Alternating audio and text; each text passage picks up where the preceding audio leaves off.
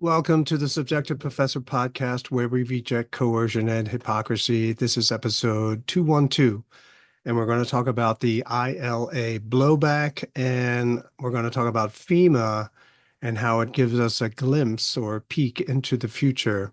So first, let's talk about the ILA blowback, the International Longshoremen Association. It came out obviously because they negotiated a deal. Obviously, it was going to happen quickly because of the cost that it was going to impose on the economy, many businesses, as well as many people. Some people theorized or thought that it would drag on for a while, which would give government an easy explanation for the sudden spike in inflation. But if the rumors are true and they came to a settlement, then everyone got a 62% pay raise. And so most people are listening to that Daggett guy who said that they make $20 an hour. And so you're thinking, oh, okay, so 62% raise, that means they're making like $30 an hour, maybe.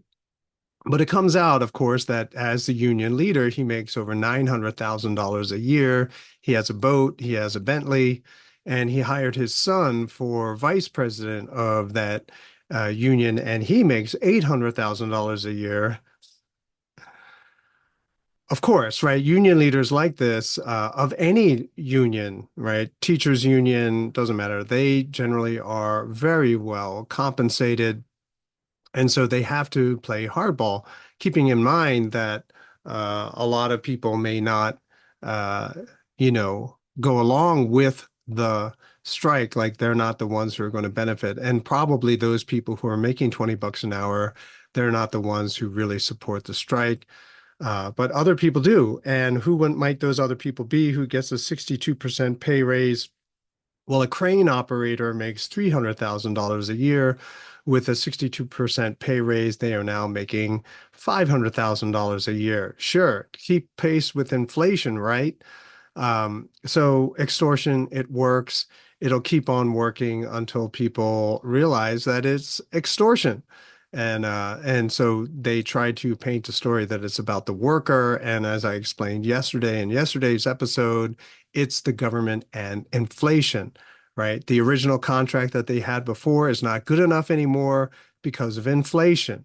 And that's why they have to negotiate these crazy contracts.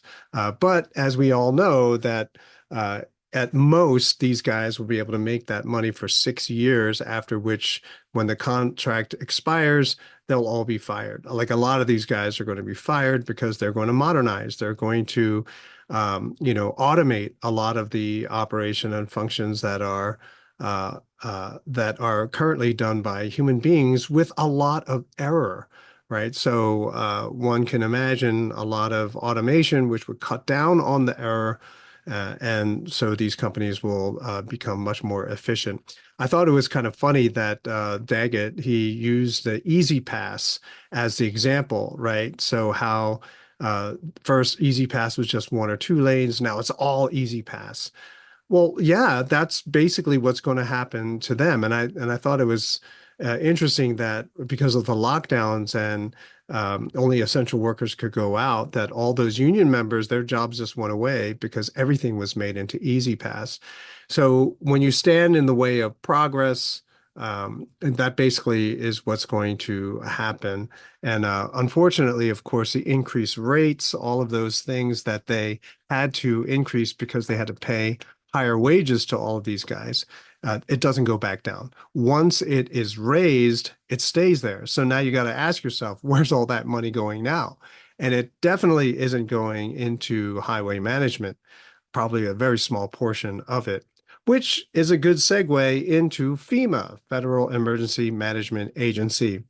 It is the perfect illustration of government in action: waste, fraud, and abuse, right? So basically, they are just pretending to be emergency management.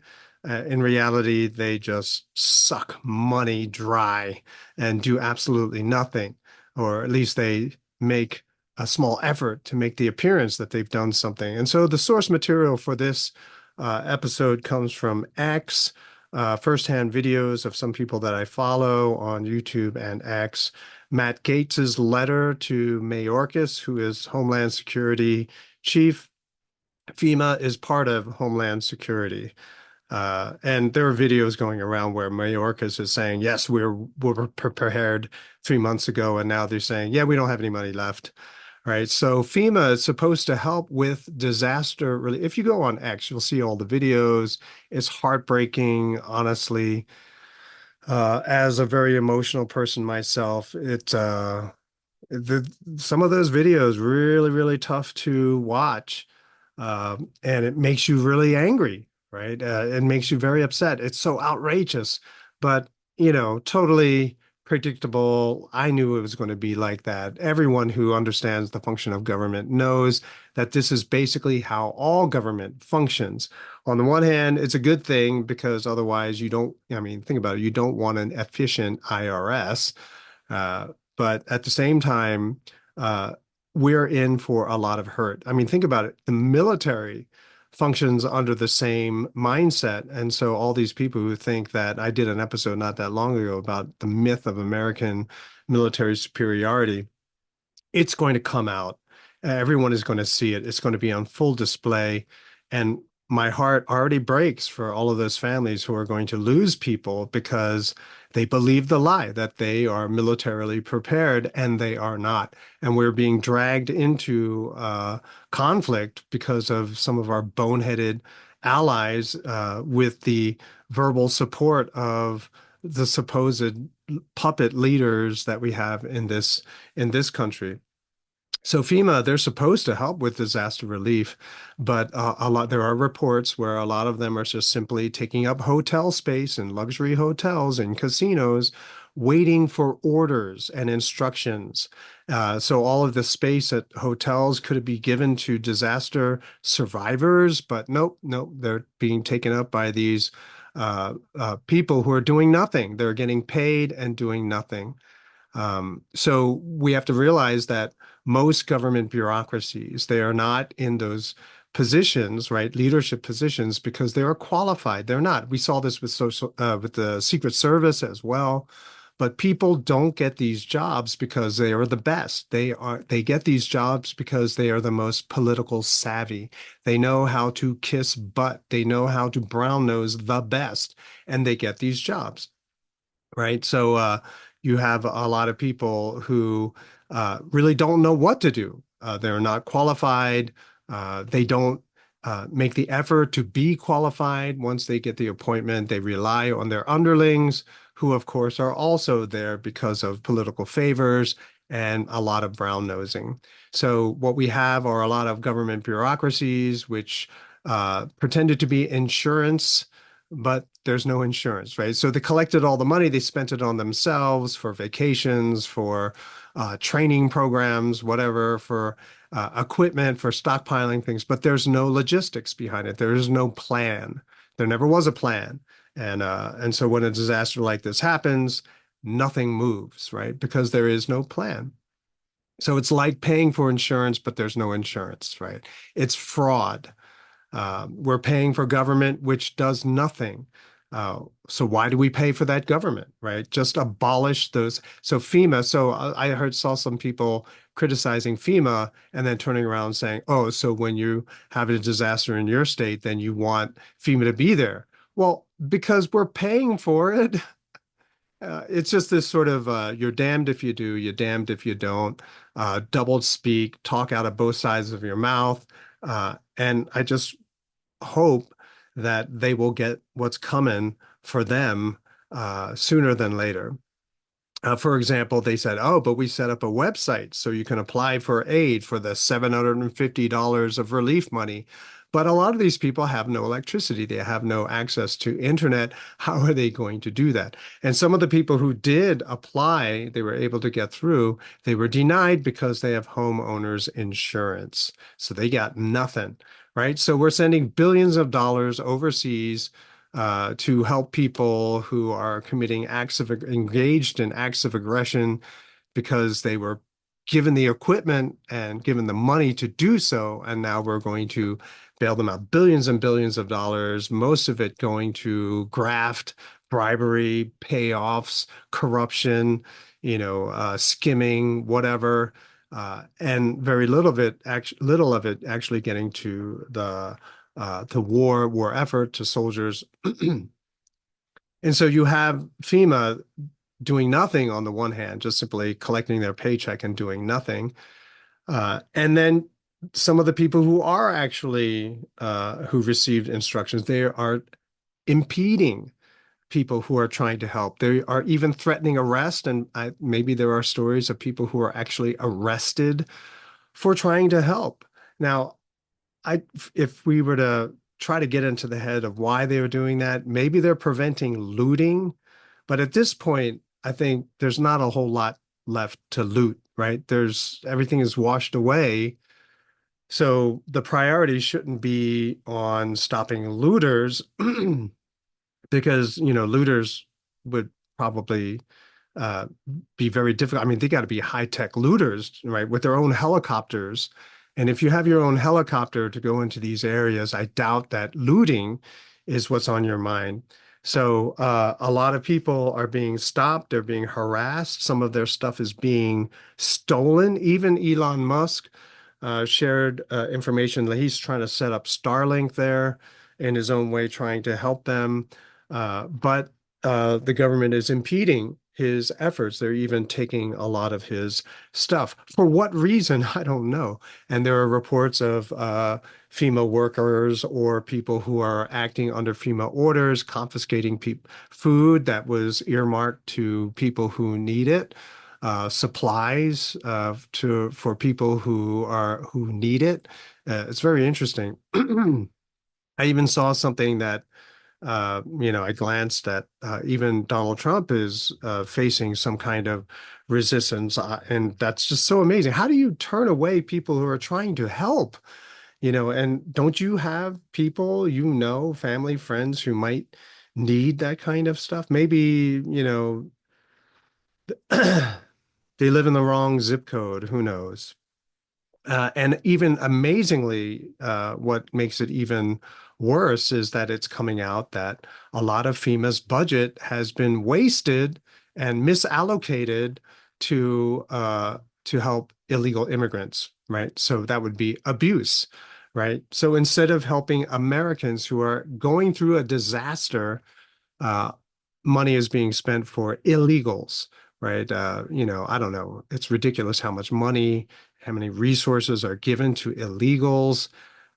Even there was overheard was that this one woman on X, she overheard FEMA officials saying that they can't send more people and more resources to help because they're all tied up at the border. And it's not that they are trying to prevent people from coming in, but because it's FEMA, right? They're tied up at the border to facilitate, to help illegals into the country and house them. Can you believe it? This is just it's so over the top ridiculous that you almost think that you're dreaming. This is just some nightmare that we can't wake up from. So when government fails like this, of course, you have private charities trying to step up and do the work.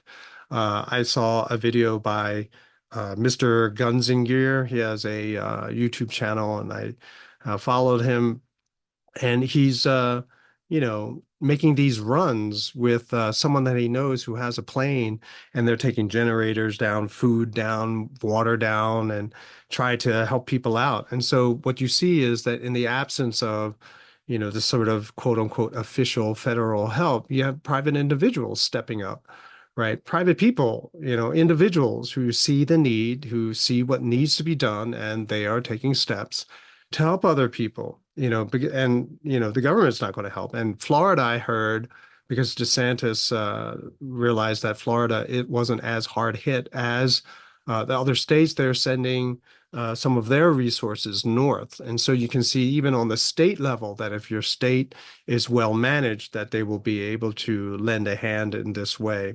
So what's the point of me going over this? You can see a lot more information on X. And as the subjective professor, I tried to give some kind of lesson as a result of what we are seeing. We don't need government, right? The government just gets in the way. It might have been harder to see when times are good, right? When there is a lot of so-called bubble prosperity, where this having a stock market explode creates this fake wealth. And so a lot of people, there's a lot of money floating around or liquidity sloshing around in the system. And so it gives you the sense that government is really doing a great job because there's so much liquidity, right? But as we can see, FEMA is the number one organization impeding, right, preventing help from getting to where it is needed. A couple of examples of where less government resulted in a positive for society. Spain, the country Spain, in 2016 for 10 months did not have a government, right? No one voted or something. I don't know. I forget what the reason was. I talked about it a lot in 2016, but they had no government for 10 months. And so they basically couldn't pass new laws or anything. And so you just sort of stayed where you were in terms of legislation. And what happened was unemployment went down, inflation went down, and life got a lot better. And so you can see then that government is actually the source of unemployment and inflation. There are several towns in the United States who always elect a dog as their mayor. Now, granted, these are probably small towns, but nevertheless, I mean, what's a dog's function, or excuse me, what's a mayor's function that you need a mayor that people within the town can't resolve themselves, right? And so, sort of as thumbing their nose at the government, they're going to elect a dog as their mayor. I've talked about that in class several times, and people will say, "Well, how does a dog make any decisions?" And I'm like, "Well, they don't have to." Think about it. You need to make a decision about trash collection, right? So everyone does their own research. They find a company who's willing to do it for cheap. And so you hire them and then you spread the news like, hey, we did the research. We think that this company is the best. And someone else might say, oh, I don't like this term, so I'm going to go with another company. And so now you have competition of companies, and over time that they might settle for a single company. Okay, fine. But once that company starts to become corrupt, you just fire them, right? There is no backroom deal between the mayor and that garbage collection company. They either do the job or they don't. And the same goes with all civil services in that small town. So you got to also think that all of these people employed by FEMA, law enforcement, all these people who are actually carrying out their superiors' orders to do either nothing or to go after the people who are actually trying to help, people who are desperate. I mean, desperate, desperate for help. You got to wonder what goes through their minds. Uh, People like that, they give law enforcement a bad name, a bad reputation, and they will do it again in the future to meet all of the government's needs. Now, far be it from me to racialize all of law enforcement, but whoever these people are that are going after people who are trying to help, I mean, that's just ridiculous. They should just they should resign and quit. Like if it was me, I'd be like, okay, I guess, if I help you, I lose my job, so be it. I lose my job. I'm going to help you. You facilitate, you don't get in the way. And it boggles my mind how anyone could see the ginormous need that exists and then get in people's way of helping others. It's just, I don't know. I can't imagine it. I can't imagine being that person, seeing all of the need, how much help that they're trying to provide, and then saying, no, if you do this, I'm going to arrest you, and then take all their stuff. It's just, I don't know. It's just I try to process it and I just simply can't. My brain just does not work that way. So clearly, there are a lot of people whose brains work that way, and they are the ones who are going to be stand in the way when everything really hits the fan, right? And then it will be there. It won't be just FEMA. It will be the actual state, right? control of the military, control of national law enforcement, all that they will be revealed that they are actually the enemy of the people, not there to help us, right? I mean, look at what's going on now. Everything that is happening, $700 to people in Hawaii, $750 to all of the, hurricane survivors here. I mean, that's ridiculous compared to the billions that they're sending overseas. It's just so crazy. Uh, when things really hit the fan, then and there is a lot of people who are really upset and they threaten the government. We don't have the Posse Comitatus Act anymore, right? So Obama got rid of that, the Posse Comitatus. I had talked about that, I don't know how many episodes ago, but the Posse Comitatus Act of 1878, Posse Comitatus Act, uh, the federal government cannot use the military in within the borders of the United States, right? Because you don't want soldiers to protect the state against the people and start murdering American people. Well, Obama got rid of that. And that was originally the reason why we had a National Guard. You can't use the army at home, so we have a National Guard. And the National Guard is supposed to step up and help people in times of disaster. I saw a clip of someone throwing a FEMA official. I am actually surprised that it's not happening more, right? I mean, people are desperate, emotions are running high, and then you're going to go in there and you're going to say, stop. You're not allowed to do this. That's our job, but we're not doing our job. So just bear with us? No, I don't think so. People with the DMV attitude, right? I don't know how the Department of Motor Vehicles is around you, but once I went and it was near closing time, they slammed the door in my face, right? It's like, what? Seriously? And just started gesticulating at the sign saying, we're closed. Well, it's going to be in your face with everything. And I don't know how people like that think that uh, they're protected from violence as a result. So I'm really surprised that it's not happening more, that you don't have a lot of people overpowering these people, trying to stop them from helping others. But I think it's going to get there, right? And apparently there are many, many more people who are injured and dying and dead already. And when the real numbers start rolling out, hopefully it will be in time. It will be very quick. So anyway, it's a peek into the future of just how bad the government is, right? So when the economy is so-called booming in the bubble, everything looks great. But then when the tide goes out, everyone will see who's been swimming naked, right? And hopefully you're not naked.